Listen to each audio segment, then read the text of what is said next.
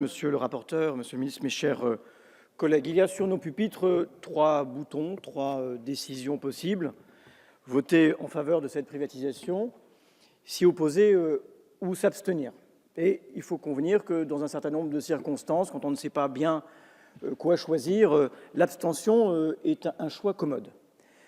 En la matière, s'agissant de la privatisation d'Aéroports de Paris, évidemment, ce n'est pas un choix possible. Je sais qu'un certain nombre d'entre vous, dans la majorité même, s'interrogent sur le bien-fondé de cette privatisation. C'est une décision qui engage l'avenir du pays, qui engage l'avenir de notre compagnie nationale de transport, qui engage l'avenir d'un certain nombre de projets importants d'aménagement de la région francilienne.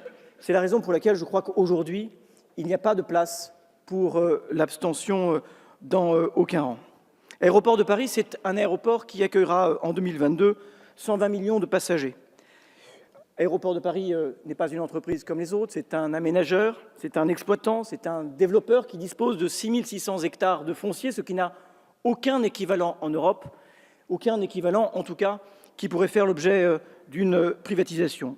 Aéroport de Paris, j'ai déjà commencé de le dire, est une entreprise stratégique parce qu'elle est placée au cœur de tous les grands projets d'aménagement de la région francilienne, avec CDG Express, avec la ligne 17 du métro du Grand Paris, avec Cœur d'Orly et 15 hectares de quartier d'affaires, avec sa plateforme multimodale, autant de projets d'intérêt national et d'intérêt général. Aéroport de Paris, c'est aussi au cœur des intérêts stratégiques des départements de la région francilienne, du Val d'Oise, de la Seine-Saint-Denis, de la Seine-et-Marne, s'agissant de Roissy, du Val-de-Marne et de l'Essonne, s'agissant d'Orly. Et c'est la raison pour laquelle l'écrasante majorité des élus de la région francilienne, de droite d'ailleurs comme de gauche, sont opposés à cette privatisation qui est pour eux un non-sens autant qu'un danger. Aéroport de Paris, il faut dire que c'est le premier pôle d'emploi de la région capitale pour les franciliens, mais aussi pour de très nombreux habitants des régions voisines.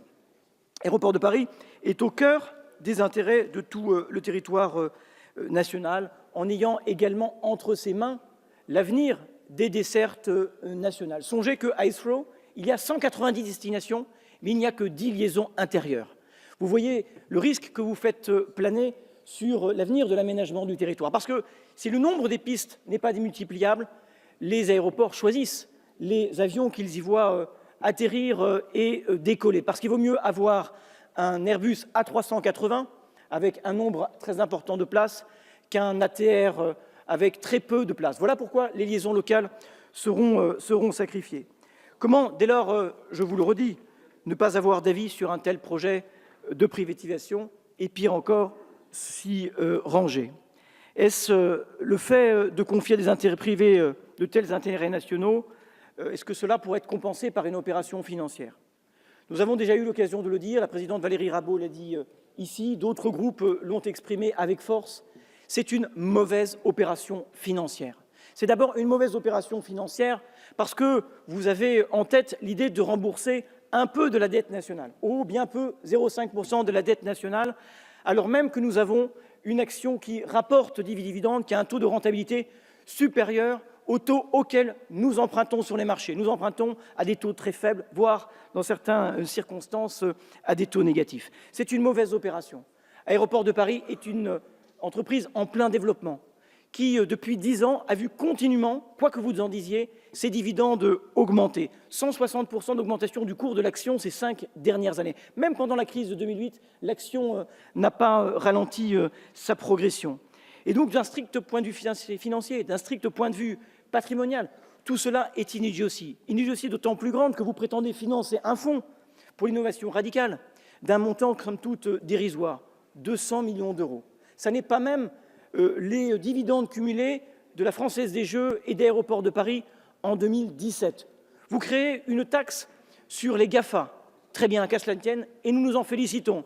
450 millions d'euros de rendement la première année.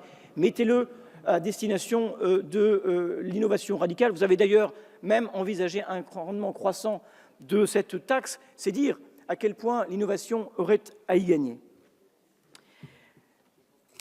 En réalité, les Françaises et les Français auront perdu la maîtrise de l'avenir d'ADP sans gagner un centime, vous l'avez compris. Nous sommes en train de reproduire le scandale des autoroutes. Et peu importe que vous parliez de privatisation ou de concession, les autoroutes sont des concessions. Et votre régulation est une régulation d'un tout petit périmètre. Le service public aéroportuaire est en réalité la portion congrue. Alors vous prétendez que nous allons privatiser un centre commercial ou, comme je l'entendais tout à l'heure, la maison du chocolat. Mais avouez que la manufacture nationale des chocolats et cacao, ça aurait de la gueule, néanmoins. Je dis ça pour plaisanter avec le rapporteur général. C'est bien autre chose que cela. C'est une entreprise, je l'ai dit, stratégique, et j'utilise le terme stratégique parce que le Premier ministre lui-même, hier, a eu la prudence de l'employer. Il dit qu'il n'est pas très content de la gestion de cet aéroport de Paris. Je lui réponds, mais faites votre travail d'État actionnaire, faites votre travail de régulateur et regardez le classement des aéroports internationaux. Les 10 premiers aéroports internationaux sont des aéroports à capital public et pas à capital privé.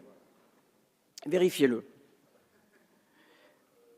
Et puis, oui, mais il se trouve que moi aussi, vous voyez, nous avons autant travaillé l'un que l'autre et vous reporterez un certain nombre de documents que je tiens à votre disposition puisque manifestement, vous ne les avez pas tous lus.